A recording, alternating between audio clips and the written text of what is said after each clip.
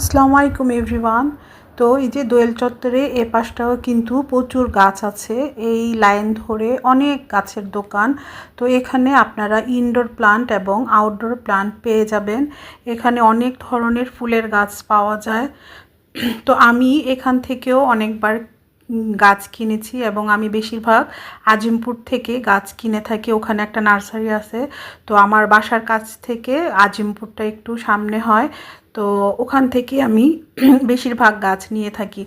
তো আমি আমার ছাদের ওপর বাগান বিলাসের কয়েকটা গাছ আছে, আর মাধবীলতারও কয়েকটা গাছ আছে। আমি অবশ্য গাছ থেকে এখন চারাও করতে পারি। প্রথম আমি অনেক গাছ কিনে এনেছি। এখন আমি খুব একটা গাছ কিনি না, আমি একটা গাছ থেকেই অনেকগুলো গাছ তৈরি করে ফেলি। এই ডাল কেটে আমি চারা তৈরি করতে পারি। তো আপনারাও যদি আপনাদের ব্যালকনিতে অথবা যদি আপনাদের ছাদে জায়গা থাকে তাহলে অবশ্যই গাছ লাগাবেন। গাছ কিন্তু আমাদের প্রচুর অক্সিজেন দেয়। তো আমাদের ঢাকা শহরে কিন্তু সব জায়গায় গাছ কেটে ফেলেছে, তো গাছ এখন দেখা যায় না বললেই হয়। তো ছোট ছোট গাছ লাগিয়েও যদি আপনারা অক্সিজেন পেতে পারেন তাহলে কেন আপনারা ব্যালকনিতে গাছগুলো লাগাবেন না। তো আপনারা ব্যালকনিতে জায়গা থাকলেই গাছ লাগাবেন, গাছ দেখতে কিন্তু খুব ভালো লাগে। তো আপনারা যতটুক জায়গা থাকে ঠিক ততটুক জায়গার মধ্যেই আপনারা গাছ লাগিয়ে ফেলবেন। এই যে এখানে দেখুন, এখানে আছে যে এগুলা হলো ফাউন্টেন, এগুলা মোটর দিয়ে চলে।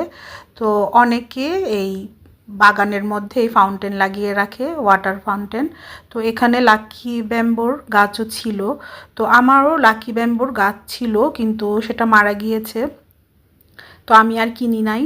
তো এখানে সব ধরনের গাছই আছে, আর এখানে কিছু বনসাইও ছিল। এই অনেক সুন্দর সুন্দর বনসাই ছিল।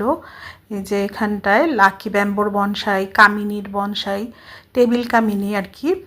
তো আপনাদের কাছে ভিডিওগুলো কেমন লেগেছে আমাকে অবশ্যই কমেন্ট করে জানাবেন এবং আমার পাশেই থাকবেন।